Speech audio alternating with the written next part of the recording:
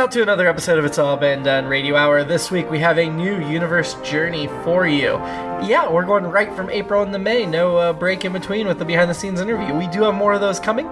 In fact, we've got the next one coming in about 4 or 5 weeks here, whenever we finish the May show. But we have lots of other interesting bonus things coming as well. So we won't always give you a behind-the-scenes in between months now, because we've got so much content with extra shows and additional material. Okay, before we get to this episode of Universe Journey, which in my opinion is like a really good one, Kristin Green excels, the actress. You'll get to see that, as do the rest of the cast. Before we begin, we need to thank MadLab Theater, our wonderful host site. We're happy to be there. We've got another show coming up next week, Saturday, at March 9th. 5 p.m. is our regular show, and at 10 p.m. we're going to do a classics rerun. Classics that are still relevant to our current plot lines, even though they've been on the podcast for a while. So you can come see us. Tickets for both are available at madlab.net/tickets. We also need to thank our parent network, It's All Been Done Presents, which has podcast, written work, video series, and more. One of the podcasts on the network is Marianne's Macabre Review. Marianne and friends discuss all things horror, whether it be a particular movie, board game, video game, television show. Mostly it's movies, but they do get into other aspects of the genre, and they've got a depth of knowledge on horror things. So these aren't just casual people checking things out. They will talk about everything else they can think of that's related to what they're reviewing. It's really neat. Subscribe on iTunes, Podcast Republic, wherever you get your podcasts, to Marianne's Macabre Review. You can also find it on our YouTube channel.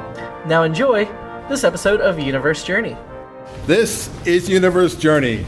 It's 2427. Just over a decade ago, humanity left our planet for the first time, seeking out new races and places. The intrepid crew of the starship A.S.S. Thrifty boldly go where a few people have gone before. First, there's Captain Richard J. Kahkay, the bold commander of the crew. I am in charge, yes. Next, we have Lieutenant Commander Meow Meow, the science officer. The not evil science officer.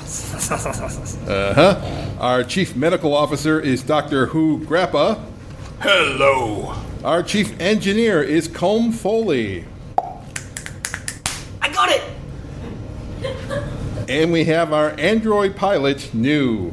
Knock, knock. No. We're not going to do that. But you did not allow me to tell a joke in the previous episode, so... No. Knock... No. Oh, Knock. Who's there? I said who's there? Oh, who is? No, that's not the joke. I am going to continue with the joke now. No. Last but not least, Lieutenant Commander Tokaladie, who used to serve on the Thrifty and is now rotating through various starships as part of her command training. Thank you. I'm excited to be back in the opening, and I just like to say that... Don't get used to it. Theme song. Space, I am in you. We travel far beyond the stars, from Pluto all the way to Mars and beyond, for we go much, much, much further, with lots of enthusiastic fervor. Our mission is never ending, like Facebook will be ever friending.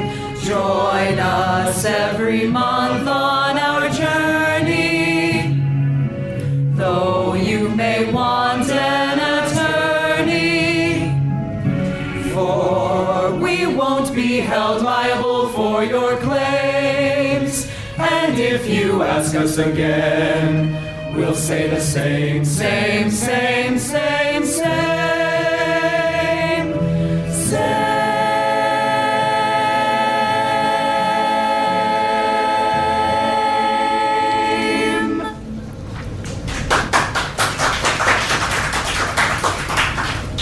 Previously on Universe Journey, Lieutenant Commander Tokaladie and Chief Engineer Foley received permission from Admiral Jamieson to build an android pilot who they named New.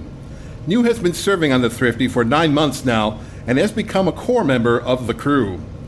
Tonight's episode, Woman vs. Fauxman.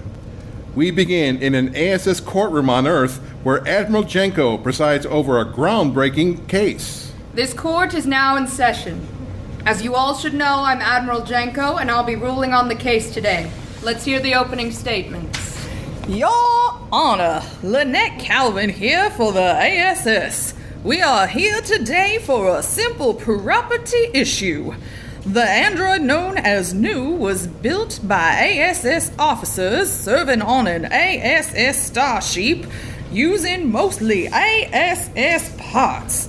Therefore, she is owned by the A.S.S. I am not property. Not off to a great start there, New. It's not your turn to talk. I am sorry.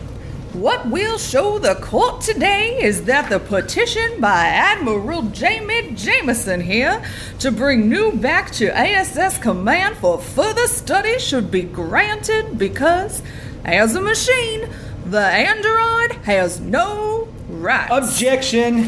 What is your objection? I don't like her tone. Kahkay, I'm letting you serve as the representative for the defense against my better judgment. If you cannot follow ASS court procedures, I'll boot you out of here so fast your toupee will fly off. Hey, my hair is all natural, Admiral. And might I say you're looking very, very lovely today. Objection, Your Honor! Oh, definitely sustained. You may not say so, Kahkay. Focus on the matter at hand. Of course, Admiral, I would do nothing else. What I will prove is that New is more than just a toaster. She's a sexy woman android with feelings and thoughts and boobs and preferences and boobs. Objection, Your Honor! He said boobs twice. And there are two of them because they're so very boobily, among other reasons, so she should be granted person status. Objection. I do not wish to be objectified. That is why we are here. Sustained, New. Kahkay, don't refer to your client as sexy. Can a client just object like that? Calm down, Jamieson. You'll get your turn. Objection! You would even refer to that machine as a client shows bias in this case. Are you questioning my impartiality, Counselor? No, ma'am. Smart move. Miss Calvin, call your first witness. Yes, Your Honor. I call Chief Engineer Foley to the stand. Me? I'm for the other side. Permission to treat the witness as hostile, Your Honor. Granted. Foley, take the stand. Aye, Admiral. Now, Chief Engineer Foley, may I call you Colm? I'd rather you didn't. Well, Colm, I'm just a simple country lawyer, and I prefer to address people by their first names. And since you're a hostile witness, I will just override your request. Objection! Just ask the questions. Colm, are you not the chief engineer of the A.S.S. Thrifty? Aye, I am. And what do your duties entail? Why, I oversee a crack team and keeping the engine and systems in working order. I make upgrades as needed and innovate when I can. So one could say you spend your days working on machines. Aye, one could say that. And you also built that android sitting right over there. Aye, but I just need a yes or a no. For the record, that was a yes. Colm, tell the court how your work on New was any different than your work on the Starship. Well, it was quite different. For one, I collaborated with the communications chief. Yes, a job that's also primarily technical. Aye. Did you consult Doctor Who at all? Objection. Overruled. Answer the question. No, I did not. But does not Doctor Who serve in the equivalent role of your own, servicing the living members of the crew rather than the ship's system? Aye, I suppose she does. And if New needed maintenance today, checkups or the like, would it go to you or to the good doctor there? Objection. I am not an it. That's what we're here to determine. Yes, exactly. And might I request the court order my folksy opponent to refer to New as her or your loveliness until a ruling is made? You may not. Your Honor, the question? Answer her, Foley. I suppose she'd come to me, but No further questions. Your witness, Kahkay. Don't mind if I do. Chief, do you refer to Nu as an it or her? Why, her, of course. Even though you built her and know she's a machine. Aye, she's a lot more than that. Hear that? Nu's own creator says he thinks of her as a she. No further questions. Chief Foley, you are dismissed. Next witness. I call Dr. Who Grappa to the stand. As a hostile witness, of course. Objection. I'll allow it. Take the stand, Who. Now, Doctor Who, how many different species are you trained to treat? 37. My, that's very impressive. How does one learn so many different anatomical layouts? They are similar. Yes, I suppose they would be. Most known life forms are bipedal, have one heart, 2 lungs, 1 set of sexual reproductive organs. Am I right? Yes. Have you ever examined the android? Yes. Does it share those similarities? Yes. Nu is bipedal and has sexual organs. But no lungs or hearts? Not exactly. Do its internal organs closely resemble those of any known living species? Sort of. Sort of? Yes, Chief Foley and Lieutenant Commander Tokaladie designed Nu like a human. Externally, yes, I concede it looks human. Objection. Overruled. Proceed. But Doctor Who, internally, the android is not laid out like a living being? Sort of. She has wiring like a nervous system, and she has fluids like blood. She has circuits like brain. Are you not being metaphorical? Sort of. But she is remarkable. No further questions. As much as I'd like to question the good doctor, I have none for her. Dismissed. Counselor. One more witness. I call my client Admiral Jamieson to the stand. Now, Admiral Jamieson, did you give the order for Nu to be constructed? I approved the request, so I suppose I did. Did you allow Colm and Michelle to use A.S.S equipment and parts? Yes, I did. Why? I thought their idea was a good one, and Nu would be a solid contribution to the A.S.S. And is it? Very much so. Nu is an unqualified success. Not only is she a flawless pilot, but she is socially integrated with the rest of the crew. If it is doing so well, why call it back here to command, Admiral? We should replicate her success. Chief Foley and Lieutenant Commander Tokaladie both turned down promotions and career opportunities to build more, but we have other qualified technicians. I'd like to copy her. No, objection! Overruled. Admiral, please. My client is getting upset being spoken about in this way. Keep Nu in check, Kahkay. This court case will play out per protocol. Admiral, do you think the android can be copied? Sure. I mean, Tokaladie and Foley won't share the original plans, and they are brilliant. 2 of the smartest officers in the fleet. But I'm sure a team could examine Nu and recreate what they did. What benefit would mass-producing androids have for the A.S.S? Many. For one thing, Nu's quick piloting skills would make our starships the best in battle against the Come-Ons and other foes, ending this war we're in. And they wouldn't just have to pilot. We could program them to be engineers, researchers, communication specialists. The possibilities are endless. Don't you see, Nu? You could change the fleet. Take us to the next level. Objection, Your Honor. Admiral Jamieson shouldn't be addressing my client directly. Sustained. Counselor, do you have any further questions? No, Admiral Jenko. I think I've made my case. I cede the floor to my worthy opponent. Excellent. I'd like to call Lieutenant Commander Tokaladie to the witness stand. Tokaladie, why did you build Nu? A lot of reasons.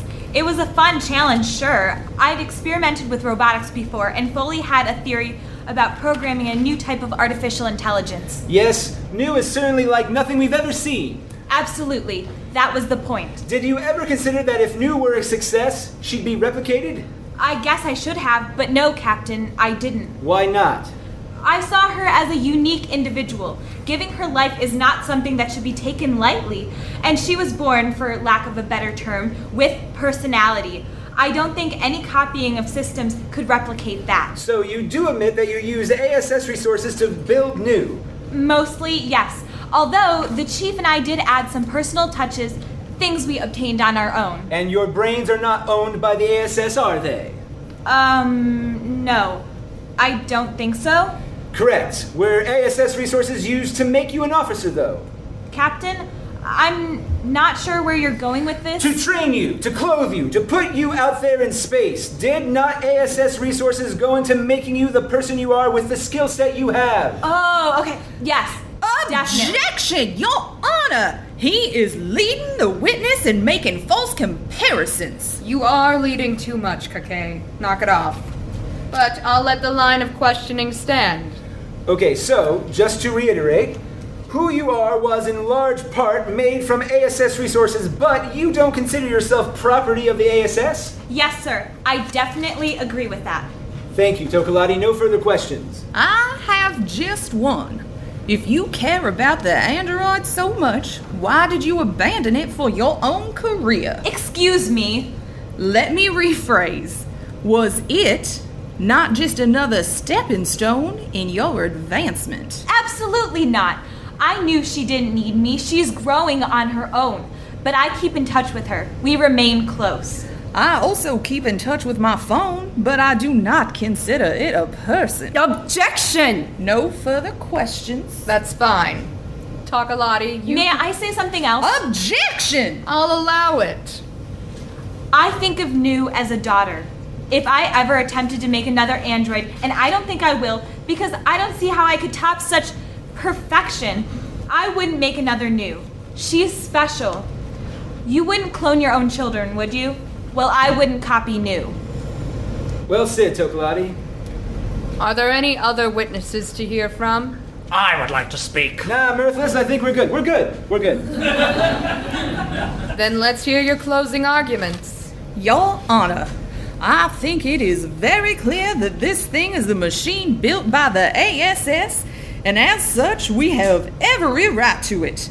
However emotional some people may get about it, I don't see that as any more relevant than how I love my HDVR projection room or my hover car. It is effective, it works very well. Surely you do not see any reason to deny Admiral Jamieson's request to bring it home and replicate it for the good of the fleet. I will make my own closing statement. And I will allow it. I have feelings. I have thoughts. I like some things and I dislike others. I find great displeasure in being spoken about as if I were an inanimate object. Are those not the things that humans feel and think inside? If you attempt to take me, it will be very much against my will. I will resist to the best of my abilities, as I am sure any living thing would. I do not wish to be taken apart. I am afraid I will die.